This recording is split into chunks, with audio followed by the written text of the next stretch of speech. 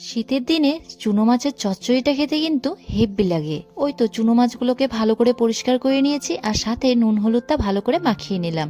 এবার তেলটা বসিয়ে দিয়েছি, তেল তো ভালো করে গরম করে নিতে হবে। তারপর আমি সব চুনো মাছগুলোকে দিয়ে দিলাম।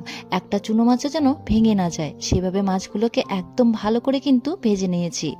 আর এদিকে তো নিয়েছি অনেকগুলো পেঁয়াজ কলি আর সাথে নিয়েছি পেঁয়াজ আর লঙ্কা। এবার সবগুলোকে ভালো করে ভেজে নিতে হবে। তার আগে আমি নুন হলুদটাও কিন্তু দিয়ে দিয়েছি। এবার এগুলো ভালো করে ভাজা হয়ে গেলে এর মধ্যে কিন্তু মশলাটা দিয়ে দেব। মশলার মধ্যে দিয়েছি জিরে বাটা আর সাথে দিয়েছি আদা বাটা। এবার মশলাটা ভালো করে কষিয়ে নিয়ে এর মধ্যে জলটা দিয়ে দেব। তারপর জলটা ভালো করে ফুটে আসলেই চুনো মাছগুলোকে এর মধ্যে দিয়ে দেব। চুনো মাছগুলোকে দিয়ে এবার ভালো করে একটুখানি ফুটিয়ে নিতে হবে। তো ভালো করে ফোটানো হয়ে গেলে এর মধ্যে আমি অনেকগুলো পরিমাণ ধনেপাতা দিয়ে দিয়েছি। আর শীতের দিনে তো ধনেপাতাটা দিতেই হবে। চুনো মাছ দিয়ে এই পেঁয়াজকলির রেসিপিটি কিন্তু দারুণ হয়েছে।